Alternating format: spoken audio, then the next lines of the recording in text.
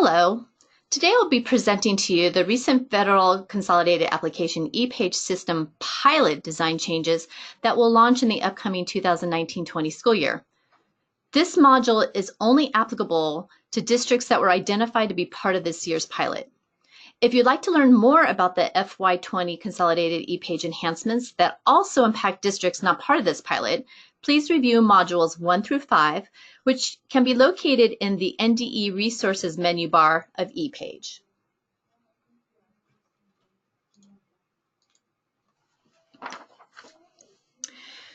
The pilot project initiative had an overarching vision.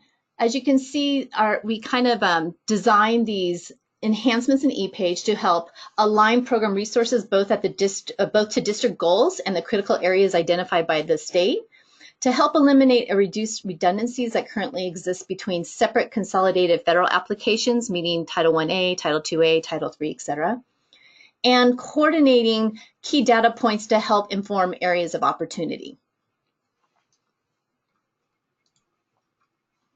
Let's take a quick look at the module objectives. By the end of this training section, you should be able to identify the new pilot section of the Federal Consolidated Application. This includes 4 new pages and 1 new feature in the budget area. They are the needs assessment, the prioritized needs and goals, key district strategies, the Consolidated Program Budget Matrix, which is a read-only area, and then the new budget meta tag SEA critical area of alignment. Let's go ahead and get started. This module is going to follow a live demonstration format within the ePAGE testing environment. So let's go ahead and take a quick peek at these new features in the live environment. You too can use this module as a helpful guide to help navigate to the enhancements we demonstrate. I'm going to go ahead and take a second here and change over to an ePAGE screen.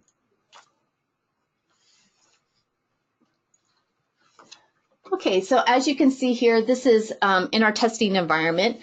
If you are one of our district pilots, Nye, Douglas, or Washoe, you will be also required to complete this new district consolidated plan section, which includes the needs assessment, prioritized needs and goals, key LEA strategies, and the Consolidated Program Budget Matrix. Let's first go ahead and start at the needs assessment section. I'm going to click that on. Okay, so districts should engage in timely and meaningful consultation with a broad range of stakeholders to examine relevant data to understand the most pressing needs, which helps to identify key goals and strategies, as you know. The first part of this section is the comprehensive district needs assessment. This section includes 3 main subsections, which is the district stakeholder team, data collected and analyzed, and a section to capture identified problems and root causes. At the top here, as you can see by section 114B6, this is definitely a requirement of Title I as well as other federal grants, is that a needs assessment should be conducted. Here's some, the first part is just some key questions that the district can consider to help inform their outline summary. But as I mentioned, kind of similar to the district performance plan that you're familiar with, the first section is the district stakeholder team involved in consolidated in the consolidated district performance plan. So I've added a couple stakeholder names and the role, and you would just continue to complete this section based on the stakeholders that are involved in that planning. So you just click add a row, enter their name. Let me go ahead and put in my other keyboard here. Oops, can't spell my name. And then whatever role that that stakeholder had in the analysis and the development of that district performance plan. There's multiple selections from the drop-down menu over here. If there's one that is not identified, you can select the other accordingly and just continue for that process. The next section is the data collected and analyzed, which should include multiple sources, both quantitative and qualitative data. So very similar that what you may have seen in either school performance plans or district performance plan templates that were previously launched. You're going to, again, just add a row. And this is this section is the quantitative data section. And just to make sure that we're clear, the way we typically define quantitative is that it's the numerical form, and qualitative is that it's basically not. So both are important in determining the root cause whys. A quantitative assumes a fixed measurable reality with data that's analyzed through comparisons and statistical inferences, while qualitative is concerned more with the understanding of human behavior. Data is collected generally through participant observations, interviews, surveys, that sort of nature, through open-ended questions. So again, I can go to this quantitative drop-down, and I can choose one of the selections that we have here. Again, if there's something that's not, that your district is analyzed as of quantitative nature, you can select the other quantitative data, or you could just choose, you know, graduation date, graduation data is what I'm going to select for this case. And you continue to make sure that you've captured everything that you've used. If there's also other quantitative data that's not listed, you can go ahead and add what that is in this open row here and add accordingly. Then we've got the qualitative data, which we said is collected more through participant observations and interviews. Similar sort of process, you add a row. I'm going to select, I'm going to go, how about the Nevada, actually, I'll do case studies, and then continue that process. Again, if there's other qualitative data sources that your district is using that's not listed from our dropdown, please include it here and continue to add rows for additional data sources accordingly. All right, then we go to the problems and root causes section of this page. Root cause analysis essentially should be completed in four steps by the district. First is to define the problem, right? You define the trends that the district sees across all the schools it serves, with a special focus hopefully on underperforming schools and or underperforming subpopulations. The second step would be to collect the data, like the data that you added in the previous section, which would include both quantitative and qualitative. And then the third step would be identify the causal factors, or what I call the whys.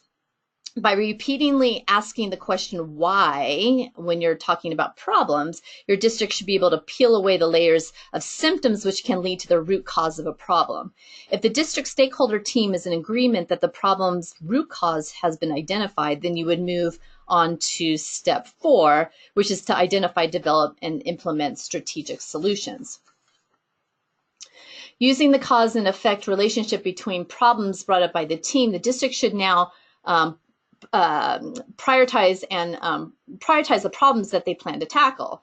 So in this root causes and problems section, the district should identify a problem by selecting a problem number. So as you can see here, from the drop down, I selected as number 1. And you can just, I think we want to try to limit to the top 5 priorities. You may have identified more from their district plan, but generally, you know, 3 to 5 kind of makes sense at a district level, so that you're really focusing on key issues and not going too wide. So you're going to put the problem number there. I'm going to label that number 1. And then based on the data collected, what is the main source of the problem? So as an example, I put underperforming schools identified in the district often demonstrate a lack of instructional coherence. And you would just continue to identify the problems in a similar manner by adding a row, selecting a unique identifier for the problem number, adding the problem in this text box. Then the bottom section of this page is referencing back to the problems you've identified and expanding, giving the district's consideration to help complete the summary of that section above. So, for example, I took number 1 from above, and then I elaborated on the root cause whys that our district team, our district performance plan team, had determined. So you would go ahead and include that information. And then this next section is, in the past, what strategies have been used to address the root cause? And basically what we would like to have you to kind of bullet or just simplify. We don't want really long narratives, just kind of simple strategies that may have done past. We understand that districts often will have strategic plans that are more horizon built, meaning strategies that you're working on that that are longer term, 3 to 5 years perhaps. But there should still be some targets along that way. And you might have seen through the analysis and the evaluation of a continuous improvement cycle that certain strategies did not make the impact in previous years that you had hoped for. So that's where you would learn to kind of pivot and persevere. The district's strategic plan should reflect both successes from the previous plan as well as new ideas, programs, and processes solicited from the school board, superintendents, students, staff, and community members that are identified at the top section. Every strategic plan has essentially the same components, right? The vision, the mission, the values, critical success factors that helps determine your strengths, weaknesses, opportunities, and threats. So from there, you're going to go ahead and finish up this area, as well as what evidence indicates the past strengths have been effective, and then again limit response to bullet points. So it could be some indicators that the data is not increasing at the end that you're collecting, or perhaps observation reports are showing some root cause issues that were not addressed by the strategies, and so on. Okay, so that is the first section of this needs assessment. When you're done, you're going to go ahead and it'll save by completing and going to the next section, which is the prioritize needs and goals.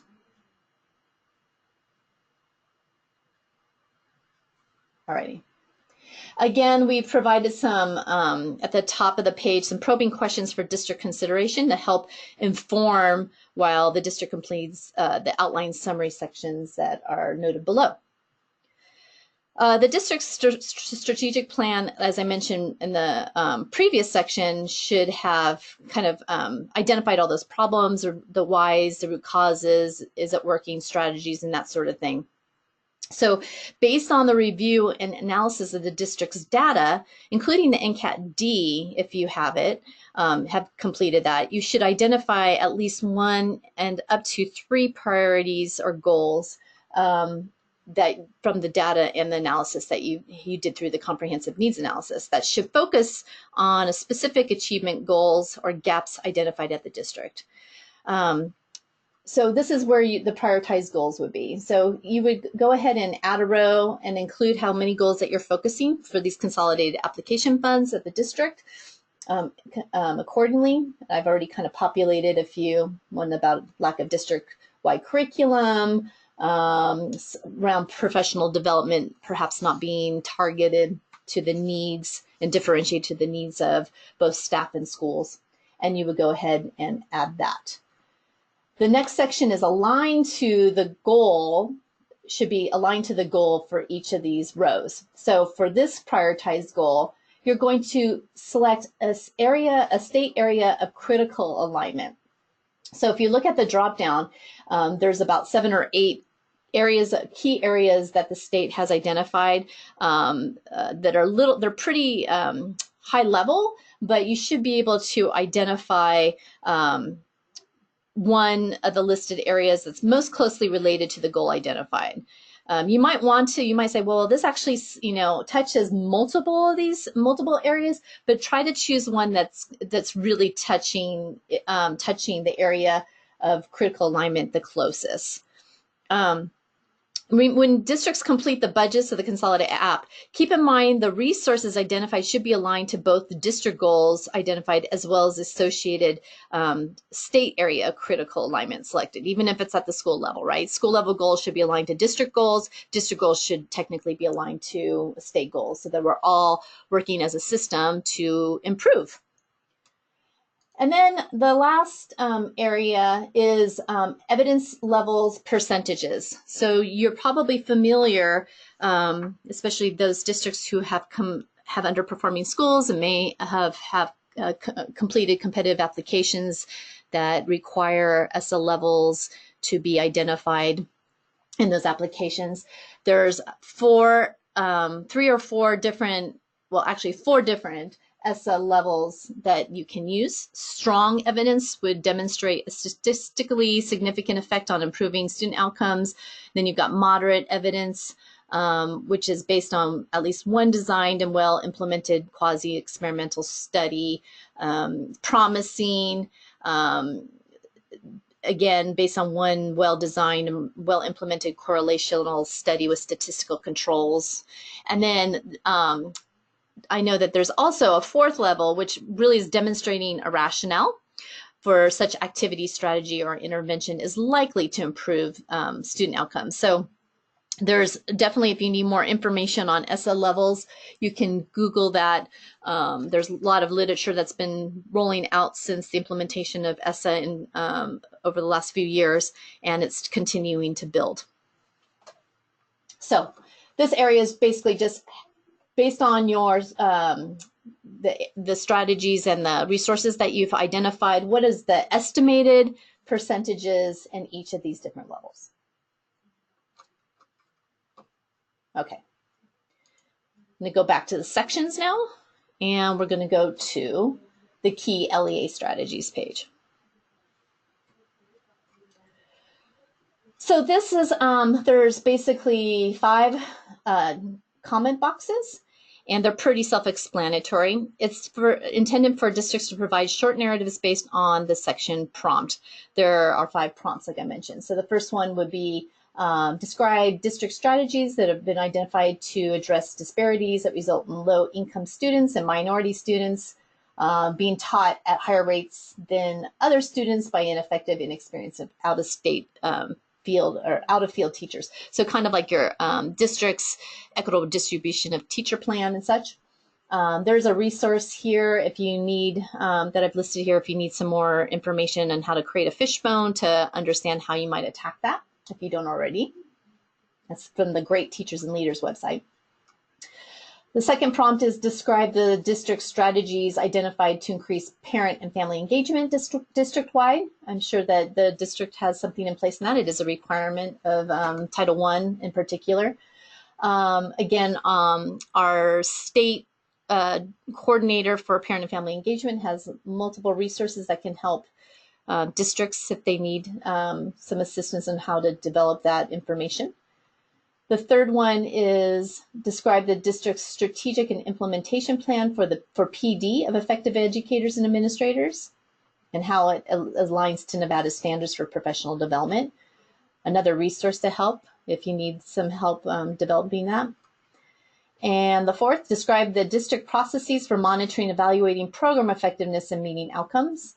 Please include how and when strategy adjustment modifications are determined and made. So how often are you evaluating those monitoring plans? I wrote indicators are common across programs are used for considering the relative effectiveness of different programs for meeting the district objectives in alignment to state objectives. Designing an evaluation plan that addresses longer term needs requires consideration of both qualitative and quantitative data. The area should be leveraged to capture the district processes for monitoring and evaluating program effectiveness and meeting district identified outcomes. The district response should also include the evaluative processes used by the district to assess the impact of federal funding related to the consolidated application programs for this area on program success and goals. So how are you measuring and monitoring and not waiting just till the summative results on the Nevada report card? How are you making sure that these things are being monitored for effectiveness along the way? And then the last section is describe how the district provides high quality evidence-based Tier 1 instruction and how interventions are aligned to grade level standards. Again, here's another resource that will help provide some information on that. Okay, just some brief narratives. We don't need long papers on it, just some brief. We can always ask for follow-up if we have some clarification questions.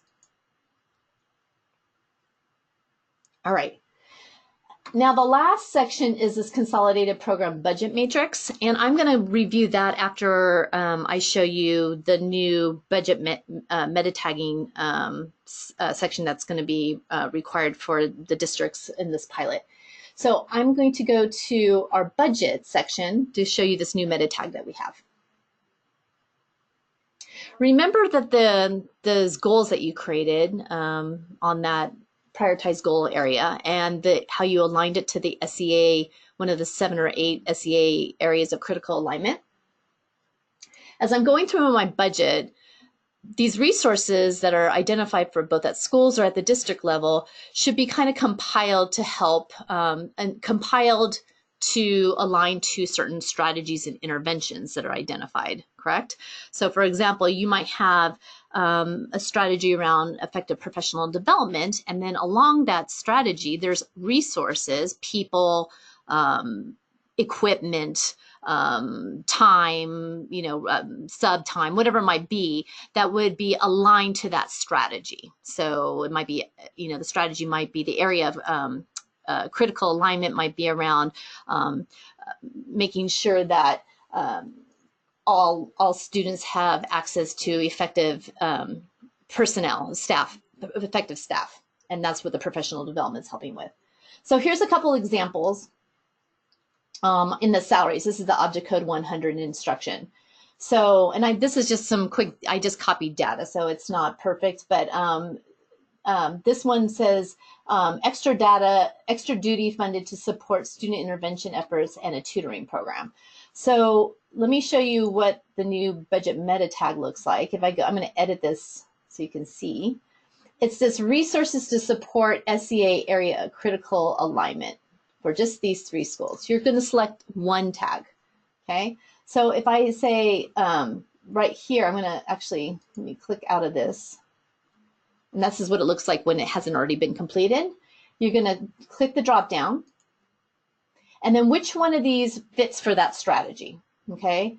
So I'm going to say that since this is about intervention efforts in a tutoring program, and it's related to a strategy around, differentiated instruction and supports after school for subpopulations that are not performing, I'm going to click this top one, all students demonstrate the knowledge, skills, and abilities to meet both individual and state academic achievement goals, because ideally that's what our outcome is supposed to be.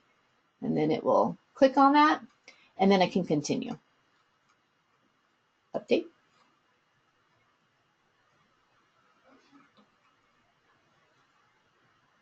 Okay.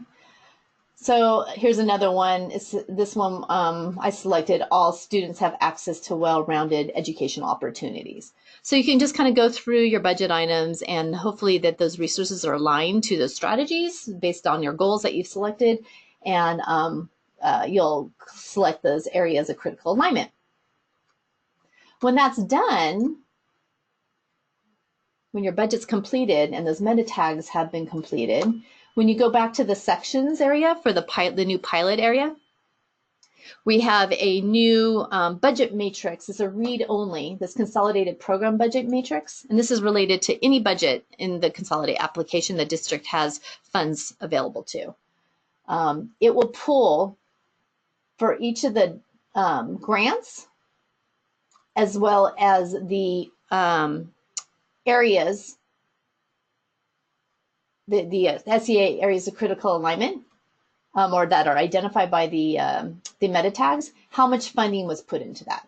This is not an editable section. It's just a read-only section. And so all of those drop downs in the budget will just automatically calculate and be pulled into this little section in real time.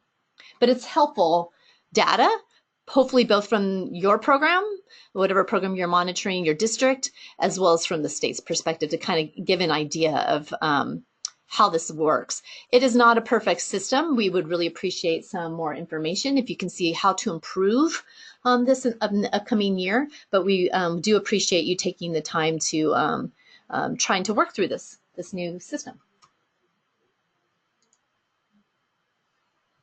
And that is really the end of the specific areas that are required for those piloted districts, Nye, Douglas, and Washoe. And we really appreciate you helping us with this pilot. You were selected strategically based on your super user perspectives in ePAGE and longevity in these programs. So we really do appreciate that.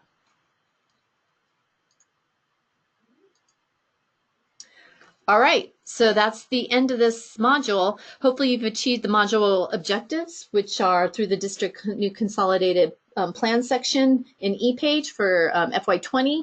You have an idea of how to complete the needs assessment, prioritize needs and goals, key district strategies, understand the read-only consolidated program budget matrix and how it's populated by the new budget meta tag state critical area of alignment.